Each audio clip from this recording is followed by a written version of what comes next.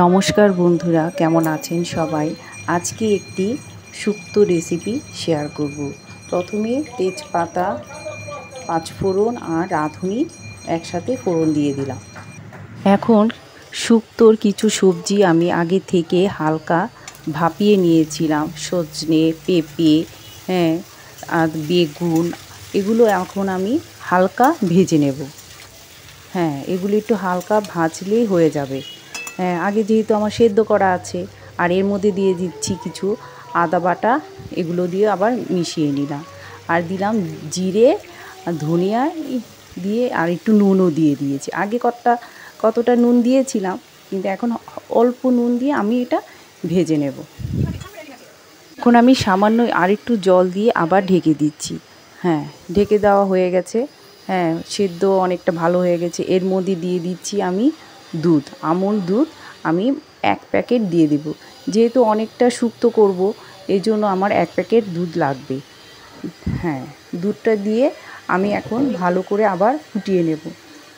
দেখো দুধটা দেওয়াতে শুক্তোর কালারটা কি সুন্দর এসেছে। আর শুক্তোতে তো দুধ লাগবেই, দুধ ছাড়া তো আর শুক্তো হয় না। আর যে গরম পড়েছে, এখন শুক্তোটা প্রায় ঘরে করা হয়। আর ভাজা কিছু সবজি আমি আগে ভেজে নিয়েছি, উস্তে, কাঁচকলা আর আলু, সেগুলো এখন এর মধ্যে দিয়ে আমি আবার ভালো করে মিশিয়ে একটু হালকা আঁচে সেদ্ধ করে নেব। তাহলে ভেতরে দুধটা ঢুকলে খাবারটা বেশ ভালো লাগে। আর এর মধ্যে এখন দিয়ে দিচ্ছি বড়ি। বড়িগুলো আমি আগে থেকে ভেজে রেখেছি, সেগুলোও দিয়ে দিচ্ছি।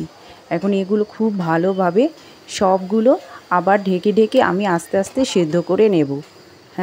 আর এর মধ্যে দিচ্ছি পোস্ত, কাজু আর সর্ষে বাটা একটু একসাথে দিয়েছি। পোস্তটা একটু বেশি দিয়েছি। এগুলো দিয়ে একদম ভালো করে মাখা মাখা করে নিতে হবে। আর সামান্য একটু রাঁধুনিও এর মধ্যে আমি পেস্ট করে নিয়েছিলাম।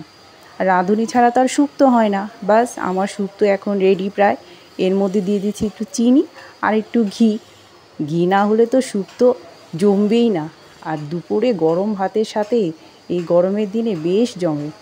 একবার ট্রাই করে দেখবে, আর আমার শুক্তোর রেসিপিটা কীরকম হয়েছে সেটাও আমাকে বলবে। এখন আমি শুক্তো হয়ে গেছে আমার, আমি থালাটা সাজিয়ে নিয়ে এসেছি। আজকে এই পর্যন্তই। ভালো থাকবে। অন্য একটা রেসিপি নিয়ে আরেকদিন আসবো। নমস্কার।